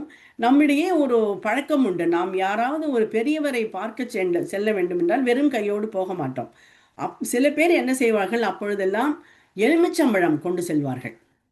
எதற்கு? ஒரு பெரியவரை பார்க்கும் பொழுது அவரிடம் எலுமிச்சம்பழத்தை கொடுப்பது என்று ஒரு பழக்கம் உண்டு. தில்லானா மோகனாம்பாள் பார்த்தால் நமக்கு ஞாபகம் வரும். அதில் அந்த ஜவடால் வைத்து பார்க்கிறவர்களிடமெல்லாம் எலுமிச்சம்பழத்தை கொடுப்பார். அது எதற்கு என்றால், எலுமிச்சம்பழம் என்பது அதனுடைய சிறப்பு என்ன என்றால், மற்ற பழங்கள் எல்லாம் காயாக இருக்கும் பொழுது வேறு சுவையில இருக்கும். ஒன்று புளிக்கும் அல்லது துவர்க்கும். ஆனால் பழமாக ஆன பிறகு இனிக்கும். ஆனால் எலுமிச்சம்பழமோ காயாக இருந்தாலும் புளிப்பாகத்தான் இருக்கும், பழமாக இருந்தாலும் புளிப்பாகத்தான் இருக்கும். அந்த எலுமிச்சம்பழத்தை நாம் கொடுப்பதன் மூலம் இதை போல அது எப்பொழுதும் மாறாமல் இருக்கிறது அல்லவா, இதை போல நம்முடைய உறவும் எப்பொழுதும் மாறாமல் இருக்க வேண்டும் என்பதற்காகத்தான் எலுமிச்சம்பழத்தை கொடுக்கிறோம் என்று கூறுவார்கள். அடுத்தபடியாக இந்த ஆன்மீகத்தோடு சேர்ந்த விஷயம் என்றால் பிரசாதங்களை எடுத்துக்கொள்ளலாம். ஒவ்வொரு கோவிலுக்கும் ஒரு ஒரு பிரசாதம் மிகவும் சிறப்பானது. நாம் பழனி என்றால் எல்லோருக்கும் தெரிந்துவிடும் பஞ்சாமிர்தம், திருப்பதி என்றால் லட்டு என்போம். பூரி ஜெகநாதர் ஆலயத்தில் அந்த உணவே, அந்த பிரசாதமே ஜெகநாதர் என்று அவர்கள் அதை ரொம்பவும் மரியாதையோடு நடத்துவார்கள். அங்கு அந்த பிரசாதத்தை சாப்பிட வேண்டும். அவர்கள் பிரசாதம் தயாரிக்கும் முறையே மிகவும் சிறப்பு. ஒன்றன் மீது ஒன்றாக 7 பானைகளை அடுக்கி அந்த பிரசாதத்தை தயாரிப்பார்களாம். அதில் மேலே இருக்கும் பானையில் இருக்கும் உணவு முதலில் தயாராகிவிடும். அதற்கு அடுத்து அப்படி அடுத்த பானை என்று தயாராகுமா. அந்த உணவை அவர்கள் வீணாக்க மாட்டார்கள். நாங்கள் இதுக்கு பூரி சென்றிருந்த பொழுது ஒரு சம்பவம், அதுதான் நான் புரிந்து கொண்டேன் அவர்கள் அந்த பிரசாதத்தை எவ்வளவு தூரம் மதிக்கிறார்கள் என்று. நாங்கள் ஒரு குழுவாகத்தான் சென்றிருந்தோம். நாங்கள் சாப்பிடுகிறோம் டைனிங் ரூமில். எங்களுக்கு உணவு பரமாறுவதற்காக அந்த சர்வர்கள் இருந்தார்கள். அவர்களிடம் பிரசாதம் நாங்கள் வாங்கி கொண்டு சென்றோம் ஒரு சிறிய பானையில். அதை நாங்கள் என்ன சொன்னோம், சாப்பிட்டு கொண்டே இந்த பிரசாதத்தை அதையும் எடுத்து எங்களுக்கெல்லாம் கொஞ்சம் கொஞ்சம் பரிமாறி விடுங்களேன் என்றோம். அவர்கள் மறுத்து விட்டார்கள். நாங்கள் அப்படி செய்ய மாட்டோம். ஏனென்றால் எச்சல் தட்டில் பிரசாதத்தை போட மாட்டோம். இது சுவாமி பிரசாதம், இதை நாங்கள் எச்சல் தட்டில் போட மாட்டோம், நீங்கள் தனியாகத்தான் சாப்பிட வேண்டும் என்றார்கள். அப்பொழுதுதான் புரிந்தது, ஓஹோ, அந்த பிரசாதத்தை அவர்கள் எப்படி மதிக்கிறார்கள் என்று. நான் அது நன்றாக சாதாரணமாகவே நம் ஊரிலும் சொல்லுவோம், பிரசாதத்தை நாம் அவமதிக்க கூடாது, அதை உடனே கொடுத்தாலும் கொஞ்சமாகவாது சாப்பிட வேண்டும் என்று. ஆனால் பூரி ஜெகநாதர் கோவிலில் அதை மிகவும் சிறப்பாக அதற்கு ஒரு மரியாதை அளிக்கிறார்கள். அதே அமிர்த்சருக்கு நாம் சென்றோம் என்றால் பொற்கோவிலில் அந்த லங்கார் என்று சொல்வார்கள், அங்கே சாப்பிட வேண்டும் என்றால் அங்கே சமைப்பது எல்லாம் பக்தர்கள் தான். பக்தர்களே அதை ஒரு சேவையாக அவர்கள் செய்கிறார்கள். அவர்களே சமைப்பார்கள், சுத்தம் செய்வது எல்லாத்தையும் தான். எல்லாம் இப்போ அந்த கோவில் மட்டும் இல்லை, சீக்கிய கோவில்கள் எல்லாவற்றிலுமே அந்த அன்னதானம் மிக மிக ஒரு முக்கியமான ஒன்று. திருப்புல்லானி என்று ராமேஸ்வரத்திற்கு அருகில் இருக்கும் கோவிலில் பாயசம் மிகவும் விசேஷமானது. அது என்னவென்றால், அதாவது அது என்ன கதை, என்ன ஐதீகம் என்றால், தசரதர் புத்திரகாமேஷ்டி யாகம் செய்து அவருக்கு கிடைத்த பாயசத்தை திருப்புல்லானியில் வந்துதான் அவருடைய மனைவிகளுக்கு அவர் கொடுத்தாராம். அதனால் இப்பொழுது இன்று வரை அந்த திருப்புல்லானியில் இருக்கும் ஜெகநாதர் என்றுதான் அவருக்கும் பெயர். அந்த ஜெகநாதருக்கு அர்ச்சனை செய்து அந்த பாயசத்தை அருந்தினால் குழந்தை பிறக்காதவர்களுக்கு குழந்தை பிறக்கும் என்று ஒரு நம்பிக்கை இருக்கிறது. இதை ரம்ஜான் நோம்பில் அவர்கள் இஸ்லாமியர்கள் ரம்ஜான் நோம்பு இருப்பார்கள். 30 நாளும் காலையில் சூரிய உதயத்திற்கு முன்பு சாப்பிட்டு விடுவார்கள். பகல் பொழுது முழுவதும் தண்ணீர் கூட அருந்தக்கூடாது. இரவில் மாலை சூரியன் அஸ்தமித்த பிறகுதான் சாப்பிட வேண்டும். அப்பொழுது அந்த நோன்பை முடிக்கும் பொழுது கஞ்சி, அந்த நோன்பு கஞ்சி என்று ஒன்று கொடுப்பார்கள். அது அவர்களுக்கு முக்கியம். ஸ்ரீரங்கத்தில் துலுக்க நாச்சியார் இருப்பதால் ரங்கநாதருக்கு ரொட்டி வெண்ணெய் அங்கு அந்த நைவேத்தியம் உண்டு. குருவாயூர் கோவிலில் பால் பாயசம் மிகவும் சிறப்பானது. இப்படி ஒரு பல பல கோவில்களில் ஒவ்வொரு கோவிலிலும் ஒவ்வொரு பிரசாதம் சிறப்பு. நம் வீட்டிலே கூட நாம் பூஜை செய்யும் பொழுது ஒவ்வொரு சுவாமிக்கும் ஒவ்வொரு ஒவ்வொரு பிரசாதத்தை செய்கிறோம். விநாயகர் என்றால் மோதகம். விநாயகருக்கு பாயசம், வடை, அப்பம் எல்லாம் உண்டு. ஆனால் மிக மிக சிறப்பானது மோதகம். விநாயகருக்கு மட்டும்தான் நான் மோதகம் படைக்கிறோம், மற்ற சாமிகளுக்கு கிடையாது. முருகன் என்றால் பஞ்சாமிர்தம் உண்டு, பானகம் உண்டு. அம்பாளுக்கு சர்க்கரை பொங்கல், அக்கார வடிசல். பெருமாளுக்கு கோதுமையில் செய்த பண்டங்கள் விசேஷம். இப்படி ஒவ்வொரு சுவாமிக்குமே நாம் ஒவ்வொன்று செய்கிறோம். அதை தவிர இப்பொழுது ஆடி மாதம் மாவிளக்கு போடுவது என்று ஒரு, அந்த மாவிளக்கு, அந்த ஒரு உணவு பண்டம், அதை அந்த மாவிளக்கே மாவில் மாவை இடித்து அதில் வெல்லம் கலந்து ஏலக்காய் கலந்து அதிலேயே திரி போட்டு நெய் ஊற்றி விளக்கேற்றி விட்டு அந்த மாவை அதையே பிரசாதமாக உட்கொள்ளுவோம். மாவிளக்கு என்று ஒன்று உண்டு. பழவிளக்கு கூட ஏற்றுவார்கள். வைத்தீஸ்வரன் கோவில்களெல்லாம் நாம் போய் பார்த்தால் பழவிளக்கை ஏற்றுவார்கள். இப்படி உணவு பண்டத்திலேயே நாம் விளக்கையும் ஏற்றுகிறோம். அதுவும் நம்முடைய பழக்கம் அது. அது உணவு. அடுத்த அடுத்த டாபிக் என்றால், அடுத்த பகுதி என்றால் உணவே மருந்து என்கிறோம். உணவே மருந்து என்றால் நம்முடைய நாட்டில் அது ஒரு மிகவும் சிறப்பாக ஒன்று கொண்டாடுகிறோம். சாப்பிடும் சாப்பாட்டையே மருந்து, உணவே மருந்து போல சாப்பிட வேண்டும். விருந்தும் மருந்தும் 3 நாளைக்கு என்பார்கள். அதனால் அந்த உணவுப் பொருட்களையே மருந்தாக கொண்டாடுவோம். சுக்கு, இஞ்சி, வெந்தயம் போன்றவை நம்முடைய ஜீரகம், சீரகம். அந்த ஜீரகம் என்ற பெயரே வர காரணம் சீர் அகம், அது அகத்தை சீர் செய்யுமாம். அதனால்தான் அதற்கு சீரகம் என்று பெயர். அதனால் இப்படி நம்முடைய உணவு பண்டங்களே நம்முடைய ஆரோக்கியத்திற்கு உதவுகின்றன. இப்பொழுது நான் கோவில் பிரசாதங்களில் டாக்டர் பாஸ்கரை பார்த்தவுடன் ஞாபகம் வருகிறது. கோவில் பிரசாதங்களில் ஒன்றை குறிப்பிட மறந்துவிட்டேன். சிதம்பரத்திலே நடராஜருக்கு ஜீரக சம்பா அரிசி சாதமும் சிதம்பரம் கொத்சு என்று ஒன்று பண்ணுவார்கள். கத்தரிக்காய் கொத்சு, அதை நைவேத்தியமாக செய்வார்கள். அது சிதம்பரத்தில் மட்டும் அந்த பிரசாதம், அந்த நைவேத்தியம் உண்டு. இப்போ உணவு மருந்து என்று பார்க்கும்பொழுது நம்முடைய மருத்துவர்கள் இப்பொழுது என்ன சொல்கிறார்கள்? கட் ஹெல்த் தான் நம்முடைய நம்முடைய வயிற்றின் ஆரோக்கியம்தான் நம்முடைய உடல் ஆரோக்கியத்திற்கே மிக மிக அடிப்படையானது என்கிறார்கள். அது 2வது மூளை என்கிறார்கள். நம்ம உணவு பழக்கத்தை நாம் சீராக வைத்து கொண்டாலே பல வியாதிகள் நமக்கு வராமல் நாம் தடுத்து விட முடியும். நம்முடைய உணவில் துவர்ப்பு, கசப்பு போன்ற சுவைகளை கண்டிப்பாக சேர்த்து கொள்ள வேண்டும் என்றும், வாரத்தில் ஒரு முறையாவது துவர்ப்பான உணவு, வாழைப்பூ போன்றவற்றை சாப்பிட வேண்டும். பாவற்காய், வெந்தயம் போன்றவைகளையும் நம்முடைய வாரத்தில் ஒரு முறையாவது சாப்பிட வேண்டும் என்கிறார்கள். ஏன்னால் அந்த உணவு அவையும் நம்முடைய ஆரோக்கியத்திற்கு மிக மிக நல்லது. டாக்டர் சொக்கலிங்கம் அடிக்கடி சொல்லுவார். அவர் இதய நோய் சிறப்பு மருத்துவர். அவர் அடிக்கடி சொல்லுவார், மாரடைப்புக்கு 3 காரணங்கள் ஹரி, ஒரி, கரி என்பார். ஹரி என்பது பதட்டமாக இருப்பது, ஒரி என்பது கவலை, கரி என்பது மசாலா சாமான்கள். அதிகப்படியான மசாலா சாமான்களை சாப்பிடுவது நல்லதல்ல, இதயத்திற்கும் நல்லதல்ல என்பார். அதனால் இதை போல அடுத்ததாக பார்த்தால் உணவு திருவிழாக்கள். நம் நாட்டில் உணவு திருவிழா என்று நாம் பெரிதாக கொண்டாடுவதில்லை. திருவிழாக்களில் உணவு இருக்கும். உணவு திருவிழாக்கள் உண்டா என்றால் அது அவ்வளவு கிடையாது. ஆனால் ஒன்று நம்முடைய தமிழ்நாட்டில் பொங்கல் என்று ஒரு திருவிழா நாம் ஒரு பண்டிகை கொண்டாடுகிறோம். ஒரு உணவின் பெயர், ஒரு உணவு பண்டத்தின் பெயரால் ஒரு பண்டிகையை நாம் தான் கொண்டாடுகிறோம். நம் இந்தியாவின் மற்ற பாகங்களில் அதை மகர சங்கராந்தி என்பார்கள். நாம் தான் பொங்கல் என்றே அதை கொண்டாடுகிறோம். பொங்கல், மாட்டு பொங்கல், காணும் பொங்கல் என்று 3 நாட்கள் அப்படி ஒரு பண்டிகை கொண்டாடுகிறோம். வெளிநாடுகளில் எடுத்தால், இப்போ கனடாவில் நீங்கள் எடுத்துக்கொண்டால் மார்ச் மாதத்தில் மேப்பிள் ஃபெஸ்டிவல் என்றும், அக்டோபரில் ஆப்பிள் ஃபெஸ்டிவல் என்றும் வரும். அந்த மேப்பிள் மரம் தான் கனடாவின் தேசிய மரம் என்று தெரியும். அந்த மரத்திலிருந்து தேன் போன்ற ஒரு திரவத்தை எடுப்பார்கள். அதை எடுத்து அதை சுத்தம் செய்து அது எடுக்கப்படும் காலம் மார்ச் மாதம் தான். என்னால் மார்ச் மாதம் ஒவ்வொரு ஞாயிற்றுக்கிழமையும் கனடாவின் ஒவ்வொரு பகுதியிலே அந்த மேப்பிள் ஃபெஸ்டிவல் நடக்கும். என்ன செய்வார்கள்? ஒரு வீதியின், பெரிய நீண்ட வீதியின் அன்றைக்கு வாகனங்களை அனுமதிக்க மாட்டார்கள். 2 பக்கங்களும் பார்த்தால் நிறைய கடைகள் இருக்கும். இந்த மேப்பிள் சிரப்பினால் செய்யப்பட்ட பண்டங்கள், மேப்பிள் சிரப், குழந்தைகளுக்கு விளையாடுவதற்கான விஷயங்கள் போன்ற பல விஷயங்கள் அங்கே இருக்கும்.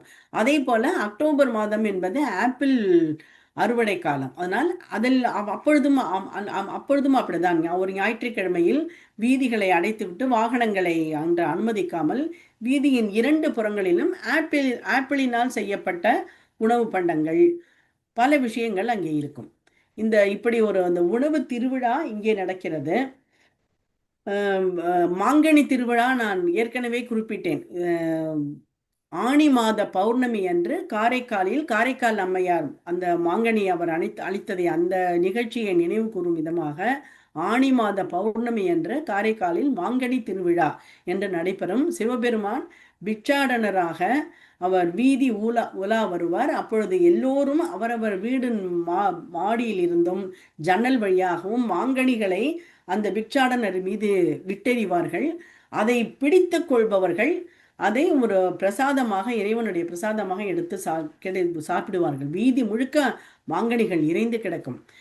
அந்த மாம்பழத்தை சாப்பிட்டால் குழந்தை இல்லாதவர்களுக்கு குழந்தை பிறக்கும், தீராத நோய்கள் தீரும் என்ற நம்பிக்கை இருக்கிறது. இதில் உணவை பற்றிய பழமொழிகள் நம் நாட்டில் நிறைய இருக்கிறது. ஆனால் நான் 2 விஷயங்களை மட்டும் கூற விரும்புகிறேன். நாம் நம்முடைய சாதாரணமாக உணவை நாம் என்ன சொல்வோம்? பஞ்சபட்ச பரமானந்தம் என்போம். அது என்ன பஞ்சபட்ச பரமானந்தம் என்றால், நாம் சாப்பிடும் நம்முடைய உணவை 5 விதமாக சாப்பிடலாம். ஒன்று கடித்து சாப்பிடுவது, முறுக்கு, அப்பளம் போன்றவை. இன்னொன்று மென்று சாப்பிடுவது, சாதம், பொங்கல் போன்றவை. அடுத்தது விழுங்குவது, அப்படியே பாயசம் போன்றவற்றை அப்படியே விழுங்குகிறோம். அடுத்தது பல்லில் படாமல் சாப்பிடுவது. இப்படி இந்த 5 விஷயங்கள் தான். மென்று சாப்பிடுவது, நக்கி சாப்பிடுவது, பஞ்சாமிர்தம், வெண்ணெய் போன்றவளை நக்கி சாப்பிடுவோம், நாவால் சாப்பிடுவது. அடுத்தது பல்லில் படாமல் சாப்பிடுவது, பால், மோர் இவைகளை உதட்டில் படாமல் தூக்கிதான் சாப்பிட வேண்டுமா, பல்லில் படாமல். இப்படி 5 விதமாக நாம் உணவை சாப்பிடுகிறோம். அதை தான் பஞ்சபட்ச பரமானந்தம் என்கிறோம். அதே போல இன்னொரு முக்கியமான பழமொழி என்றால், பசி வந்திட 10ம் பறந்து போம் என்பார்கள். அது என்ன 10? இந்த பழமொழி நமக்கு தெரியுமே தவிர எந்த 10 பறந்து போகும் என்று தெரியுமா?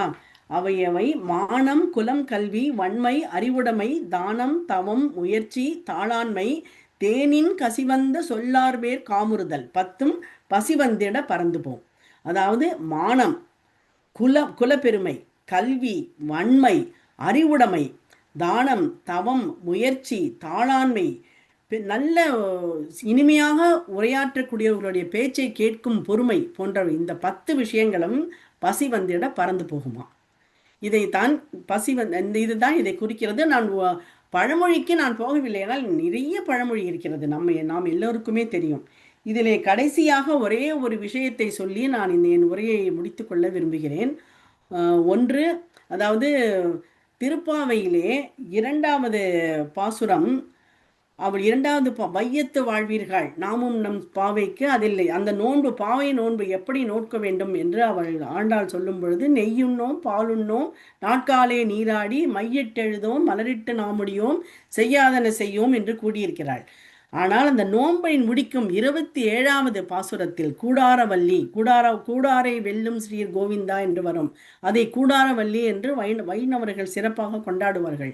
அதில் கூடாரை வெல்லும் ஸ்ரீ கோவிந்தா உன் தன்னை பாடி பறை கொண்டு யாம் பெரும் சம்மானம், நாடும் புகழும் பரிசலனும் நன்றாக, சூடகமே தோல்வலையே தோடைய செவிப்பூவே பாடகமே என்றனைய பல்கலனும் யாமறிவோம். அன்றைக்கு நெய், அதை மலர்லாம் சூட மாட்டோங்கிறத இன்னைக்கு பல்கலனும் யாமறிவோம், ஆடை உடுப்போம், அதன் பின்னே பால் சோறு. நெய்யும் பாலும் சாப்பிட மாட்டேனா, இன்னைக்கு எப்படி பால் சோறு? பால் சோறு மூடனை பெய்து முழங்கை வழிவார என்று கூறுகிறாள். இந்த பாட்டிற்கு ஸ்ரீரங்கத்திலே பெரியவாச்சான் பிள்ளை அவர் விளக்கம் கூறிக்கொண்டிருந்த பொழுது அவருடைய சீடர் கேட்டாராம், இப்படி சாப்பிட்டால், இவ்வளவு நெய்யா, இதை சாப்பிட்டால் நெய் வாயில் தொங்காதோ என்று கேட்டாராம்.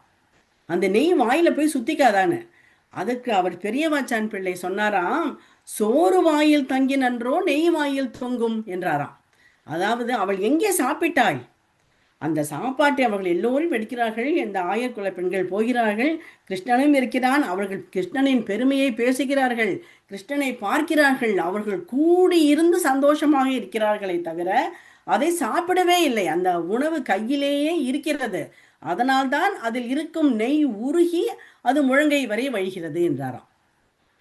அதே போல அங்கே சாப்பாடு முக்கியம் இல்லை, கூடி இருப்பதுதான் முக்கியம். நம்முடைய பல விஷயங்கள், நம்முடைய திருமணங்கள் இப்பொழுது அப்படி நடப்பதில்லை, முன்பெல்லாம் நடந்திருக்கிறது. திருமணம் எந்த விழாவாக இருந்தாலும் அங்கு சாப்பாடு முக்கியம் கிடையாது. நாம் மக்களோடு சேர்கிறோம், நம் உறவினர்கள் நண்பர்கள் எல்லோரையும் பார்க்கிறோம், அவர்களோடு கூடி இருக்கும் சந்தோஷம்தான், அதை தான் நாம் அனுபவிக்க வேண்டும். சாப்பாட்டில் இது இல்லை, அது அல்ல, இது நன்னா அல்ல, அவர் என்னை கவனிக்கவில்லை என்றெல்லாம் குற்றம் குறை கூறக்கூடாது.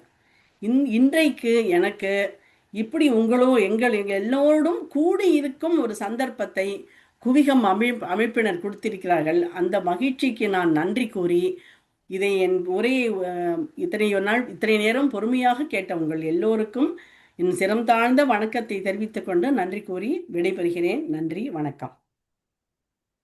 அருமை மேடம், அருமை அருமை.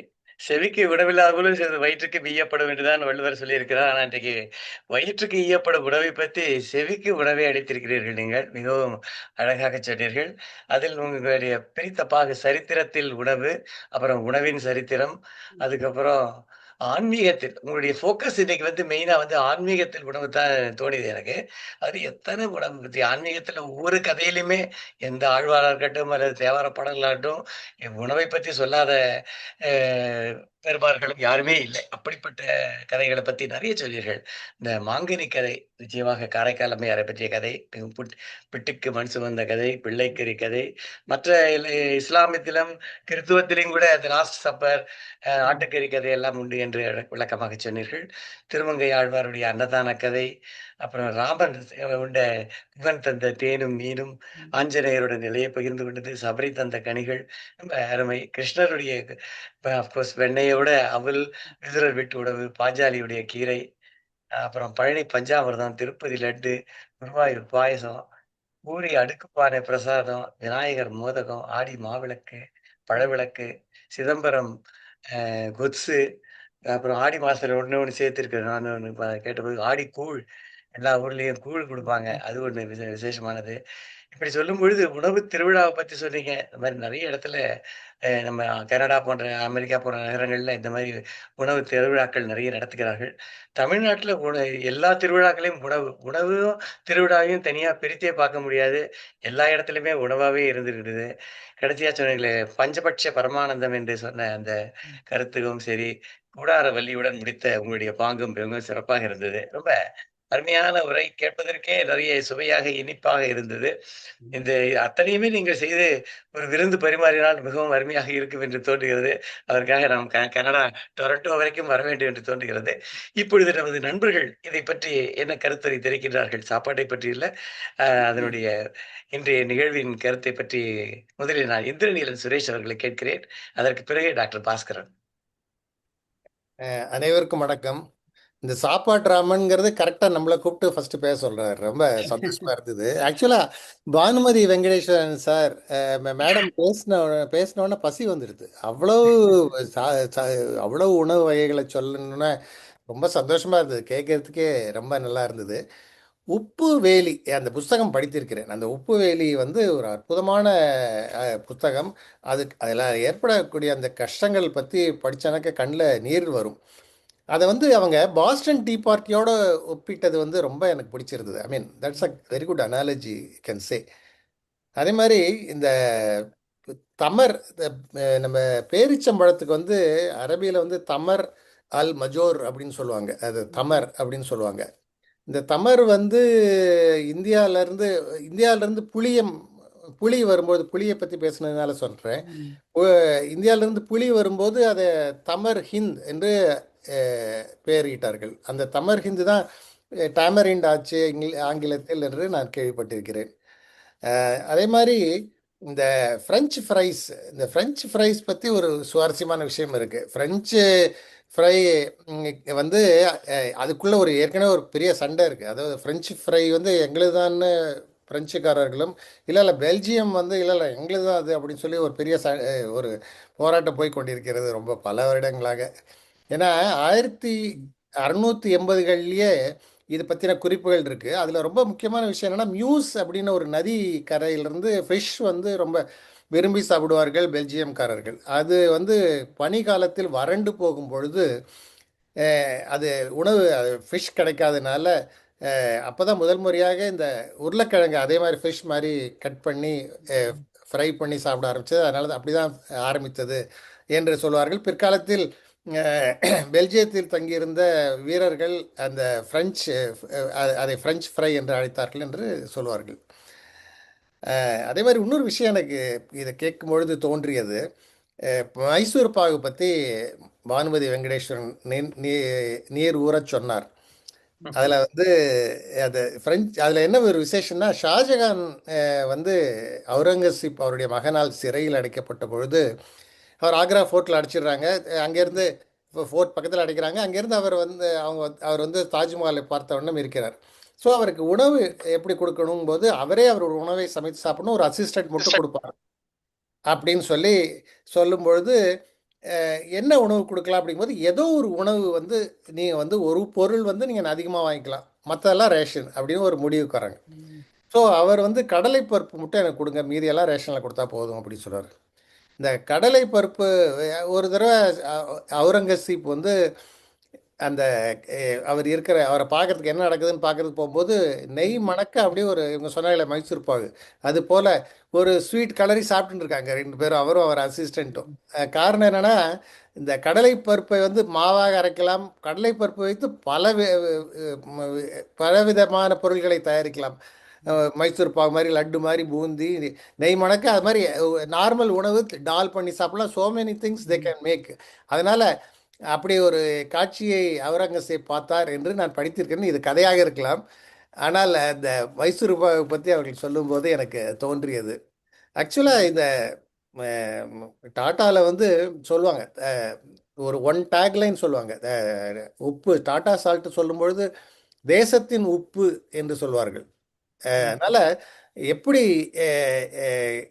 நம்ம பானுமதி வெங்கடேஸ்வரனுடைய உரை எப்படி இருந்ததுனாக்க, சர்க்கரை போல இருந்ததுன்னு சொல்லிவிடலாம், ஆனால் உப்பு போல் இருந்தது என்று நான் சொல்வேன். காரணம் என்றால் உப்பு இல்லாமல் உணவே இல்லை.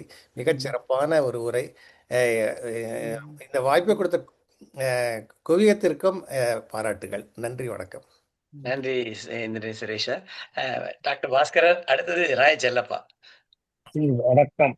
இந்த சாப்பாடு அப்படின்னாலே உடனே என்னதான் கூப்பிடுவீங்கன்னு நினைச்சேன். அதுக்காக கொஞ்சம் தயாரா தான் இருக்கணும். சாப்பாட்டு ராமன் இந்திரன் சொன்ன மாதிரி இந்த வத்த குழம்பு மெரூன் கலர்ல இருக்கணும், அதுல எண்ணெய் முதக்கணும், வத்தி இருக்கணும், வத்தல் இருக்கணும்னு நாக்க தொங்க போட்டு வந்தேன். இந்த மாதிரி சொல்ல போறாங்க. அந்த மாதிரி எல்லாம் சொல்லாம உணவு சம்பந்தமாக வரலாறு, ஆன்மீகம், கோவில், பிரசாதம் அப்படின்னு ஒரு பேக் வித் இன்ஃபர்மேஷன் சொல்லுவாங்க. அந்த மாதிரி என் விடாம அவ்வளவு தகவல்கள் கொடுத்தாங்க. தகவல் களஞ்சியமா இருக்கு. உணவு, நம்முடைய இந்திய பாரம்பரியம், அதையும் இணைத்த ஒரு சிறந்த ஒரு கட்டுரை. தனியாக அவங்க ரொம்ப ஹோம்ஒர்க் பண்ணியிருக்காங்கன்னு நான் நினைக்கிறேன். ஏன்னா எங்கெந்தெல்லாமோ அவங்க உணவுன்னு எடுத்து அதுக்கு ரெஃபரன்ஸ் கொடுக்குறாங்க. இதுல நான் தனியா வந்து சொல்லப்படுறேன். இந்த தேவபிரவில தங்கவேலு சொல்லுவார், இவரோட கதகாட்சியை கேட்டிருக்கீங்களா? சர்க்கரை பந்தலில் தேன் மாறி போயிருந்தார் போல் இருக்கும் அப்படின்னு ஒரு டைலாக் வரும். அந்த மாதிரி சர்க்கரை பந்தலில் தேன் மாறி போயிருந்தார் போன்று உணவும் ஆன்மீகமும் வரலாறும் என்று மிக சிறப்பான ஒரு உரையை பானுமதி வெங்கடேஸ்வரர் சொன்னார்கள். ரொம்ப பெருமையா இருந்தது எனக்கு சிதம்பரத்தை பத்தி சொல்லும் போது. சிதம்பரம் சம்பா கொசு அப்படிங்கிறது ரொம்ப ஃபேமஸ். நீளமான அந்த வயலட் கத்திரிக்காய் நீள நீளமா கட் பண்ணி அந்த காஞ்ச மிளகா நீள நீளமா அப்படியே போட்டுருவாங்க. அது எண்ணெய் முதல்ல அவ்வளவு நல்லா இருக்கும். அந்த சம்பாங்கிறது ஒரு சாதாரண ஜீரா ரைஸ் தான். அந்த சாதமும் அந்த கொசும் அவ்வளவு ஒரு சிறப்பா இருக்கு. அது தனியா பாவாடை போடுதுன்னு சொல்லுவாங்க. அதுக்கு சாமிக்கு அது முன்னாடி அத்தனையும் அப்படியே வச்சு நேவேத்தியம் பண்ணுவாங்க. அது இன்று சம்பா பாவாடை என்பாங்க. அது மாதிரி சம்பா சாம்பார் உண்டு, சம்பா கொசு உண்டு. அந்த மாதிரி அது அங்க அந்த ஊர் மாதிரி ஒரு பிரசாதத்தை நான் வந்து எந்த ஊர்லயும் பார்த்தேன். அவ்வளவு பண்ணுவாங்க. ஒரு மைசூர் பாகு சொல்றேங்க. அந்த மைசூர் பாகு பாவாடை அப்படின்னா ஒரு மைசூர் பாகும் 1/4 கிலோ இருக்கும். அந்த மாதிரி ஒரு 108 1008ன்னு பண்ணி சாமிக்கு நைவேத்தியம் பண்ணி அது அத்தனை தீட்சிதர்கள் 300 ஃபேமிலி இருந்ததுன்னா அத்தனை பேருக்கு போகும். அங்க ஒர்க் பண்றவங்களுக்கு போகும். அங்க வந்து வேதம் சொல்கின்ற பண்டிதர்கள் போகும். யார் செய்யறாங்களோ அவங்களுக்கு கொஞ்சம் கொடுப்பாங்க. ஸோ அந்த மாதிரி ஒரு சிறப்பான ஒரு நைவேத்தியம் பற்றி சொன்னீங்க. மிக இந்த நாங்களாம் வந்து உணவு அப்படின்னா உடனே என்ன செய்யலாம், காத்தால எழுந்து டிஃபன் என்ன சாப்பிடுறோம், மத்தியானத்துக்கு என்ன சாப்பிடுறோம் அப்படின்னு சொல்றோம். அதெல்லாம் இல்லாம வித்தியாசமாக உணவை பற்றி நீங்கள் பேசினீர்கள் என்பதுதான் ஆச்சரியமான விஷயம். அது ஏன்னா யாரும் இந்த மாதிரி ஒரு தகவல்களை எதிர்பார்த்திருக்க மாட்டாங்க. மருத்துவனாக உணவை பற்றி என்னன்னு நீங்க சொன்னதில்ல. இப்ப கார்போஹைட்ரேட்டே சாப்பிட மாட்டேன், பாலே சாப்பிடக்கூடாது அப்படின்னு புதுசு புதுசா சொல்றாங்க. அதெல்லாம் எங்களை மாதிரி ஹோல் டைமர்ஸ்னால ஏத்துக்க முடியறது இல்லை. உணவு என்பது ஒரு பரிபூர்ண உணவாக இருக்கணும். கார்போஹைட்ரேட் வேணும், எனர்ஜிக்கு, புரோட்டீன் வேணும், பாடி பில்டிங்க்கு, கொலஸ்ட்ரால் வேணும், உடம்பு ஷேப்புக்கும், அதுலேருந்து கூட கொஞ்சம் எனர்ஜி வருது அப்படின்னு, தாது பொருள்கள் வேணும் அப்படின்லாம் சொல்றோம். நம்முடைய கோவில் அங்க இருக்கிற அந்த நீங்க சொன்ன பிரசாதங்கள் சொன்னீங்கன்னா எல்லாத்தையுமே யோசிச்சு பார்த்தா சரிவிகித உணவா இருக்கும். ஒன்னு ஒரு கோயிலையும் கொடுக்கப்படும் உணவெல்லாம் பார்த்தோன்னா சரிவிகித உணவாக இருக்கும். எல்லாமே இருக்கும். அதுல புரோட்டீன் இருக்கும், கார்போஹைட்ரேட் இருக்கும், ஒரு சயின்டிபிக் பேசிஸ் இருக்கும் அந்த பிரசாதங்களுக்கெல்லாம்.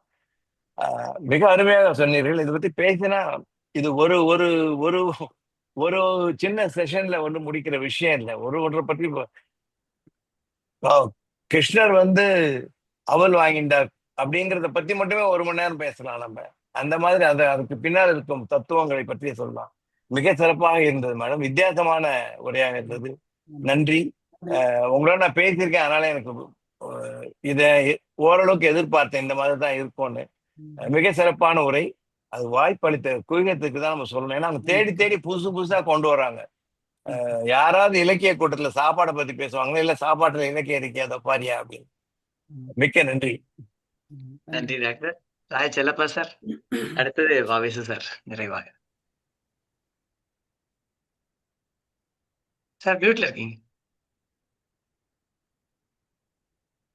சார் மியூட்ல இருக்கீங்க.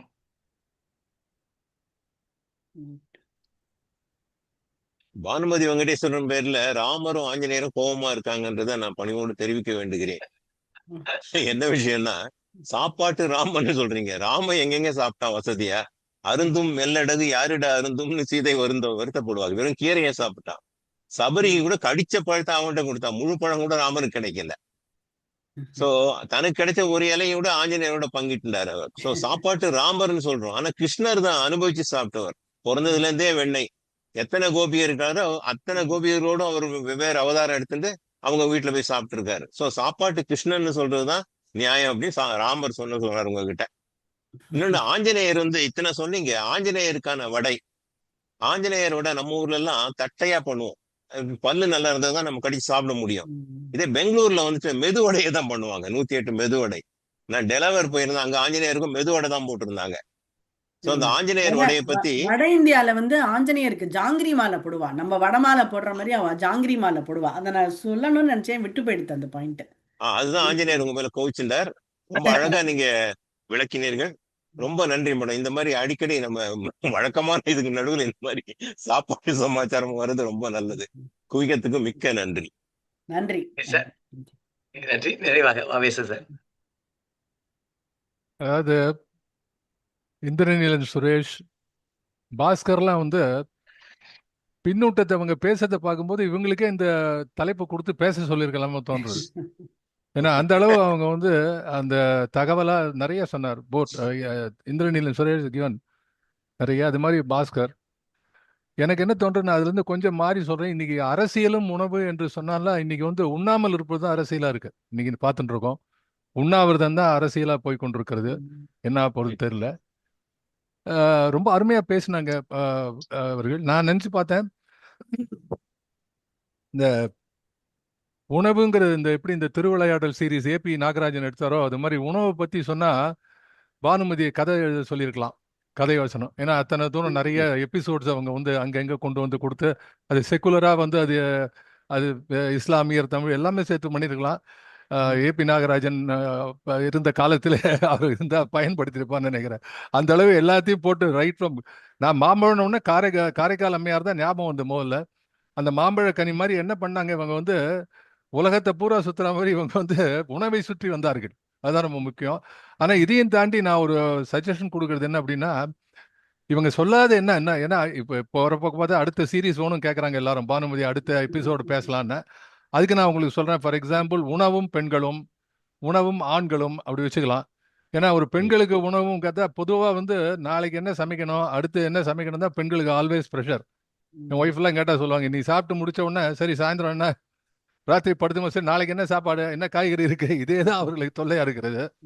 நாங்கள் ஒரு வாட்டி பட்டிமன்றமாக வச்சோம், உணவு சமைப்பில் பெரியவர்கள் ஆண்களா பெண்களான்னு. அப்போ வந்து எங்கள் சைடு, நான் ஆண்கள் சைடில் வந்து பீமன், அதுக்கப்புறம் வந்து நலபாகம் தானே சொல்கிறாங்க, ஜானகிராமெல்லாம் ஆரம்பிச்சா நலபாகம் அந்த பெண்களுக்கு இது கிடையாது அப்படின்னு சொல்லி அது ஒரு இதுவாச்சு. அது மாதிரி இன்னொரு டாபிக் நீங்கள் பண்ண இன்னொரு பட்டிமன்றம் நாங்கள் நடத்தின ஞாபகம் வருது சொல்கிறேன். என்னன்னா, இந்த எப்படி சாப்பிடுவது, எது சுவை. நான் கூட இப்போ சுந்தரராஜன் பேசிட்டு இருந்தோம் போன வாட்டி முடிஞ்ச போது, இந்த புஃபேல சாப்பிட்றதும் இலை போட்டு சாப்பிட்றதும். நானும் சுந்தரராஜனும் என்ன தீர்மானம் பண்ணோம், இனிமேல் புஃபேல சாப்பிடவே கூடாது.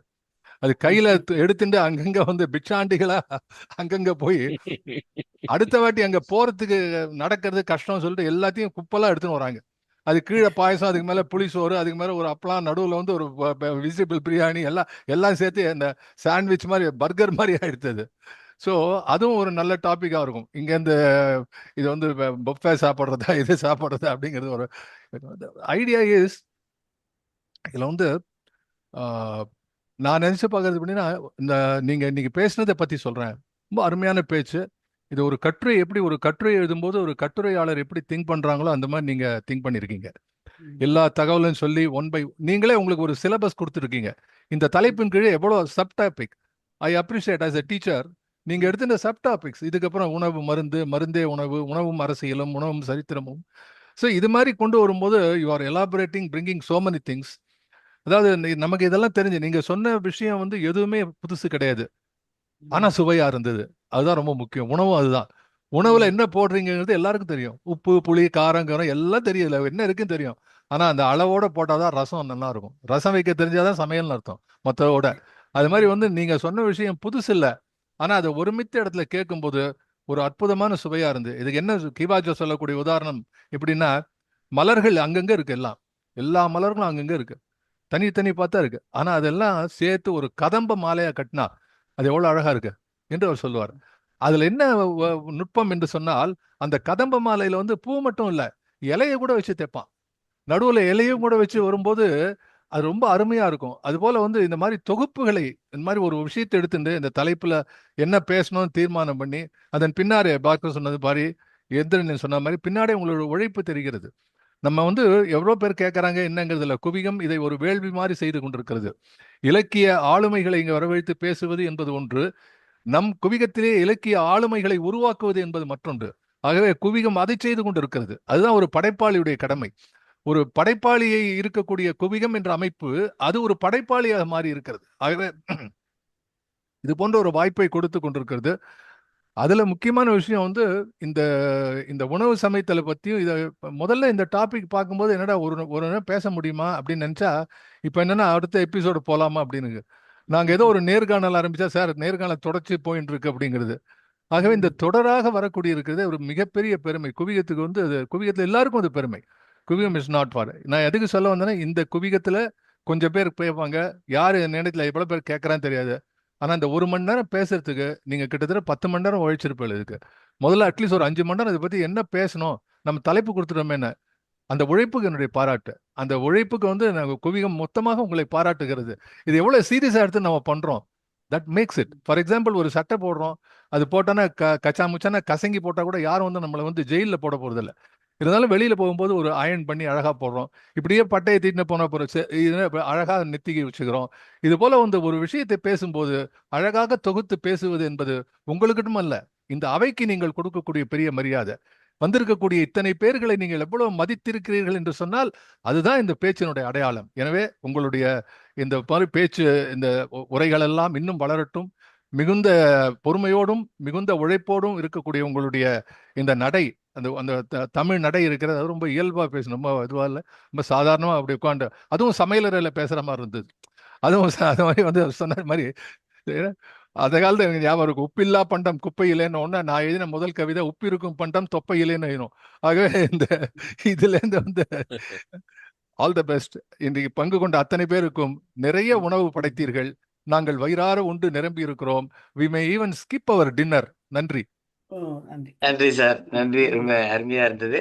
இந்த மாதிரி முதல்ல ஒரு 2-3 வருஷத்துக்கு முன்னாடி ஒரு லேடி வந்து உணவு பத்தி பேசலாமான்னு கேட்டாங்க. அப்போ அவங்க சொன்னாங்க, உணவு பத்தி என்னமா ஜென்ரலா என்னமா பேச போறீங்க, எல்லாருக்கும் தெரிஞ்சது தானே. இல்ல சார், சங்க காலத்தில் உணவுங்கிறத பத்தி நான் ஒரு தீசிஸ் பண்ணியிருக்கேன், அதை பத்தி பேசலாமா அப்படின்னு கேட்டிருந்தாங்க. அப்புறம் திரும்ப வரல அவங்க. நிச்சயமாக சங்க காலத்தில் தமிழர்கள் சாப்பிட்ட உணவுங்கிறத பத்தி ஒரு நிறைய பேர் புக்கை எழுதியிருக்காங்க. அதை பத்தி கூட தனியா டிஸ்கஸ் பண்ணலாம். ரொம்ப அருமையா இருந்தது. பானுமதி ராமகிருஷ்ணா அவருடைய உரை வந்து டாக்டர் வாவி சொன்னதை போல இயல்பா இருந்தது. அது நேச்சுரல். அவங்க நல்ல ஒரு கதை சொல்லிங்கிறது தெரியுது. நிறைய ஒரு யூடியூப் சேனல்லாம் வச்சிட்டு இருக்காங்க, கதைகள்லாம் சொல்லிட்டு இருக்காங்க, ரொம்ப அழகா சொல்லிட்டு இருக்காங்க.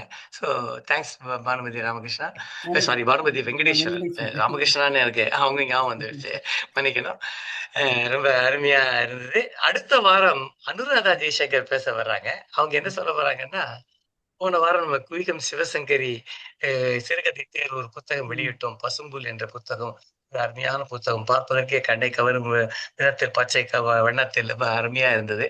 அந்த புத்தகத்தில் 12 சிறந்த கதைகள், பசும்புல் என்ற கதை தான் 1வது கதைகள். அதுல அந்த 12 கதைகளை பற்றியும் பேசுவதற்காக அனுஷா இவங்க அனுராதா ஜெய்சங்கர் அவர்கள் வருவதற்காக காத்துக் கொண்டிருக்கிறார்கள். நாம் அடுத்த வாரம் ஞாயிற்றுக்கிழமை சந்திப்போம் என்று சொல்லி இந்த நிகழ்ச்சியை கலந்து கொண்ட அனைவருக்கும் நன்றி பாராட்டி விடைபெறுகிறோம். நன்றி, வணக்கம்.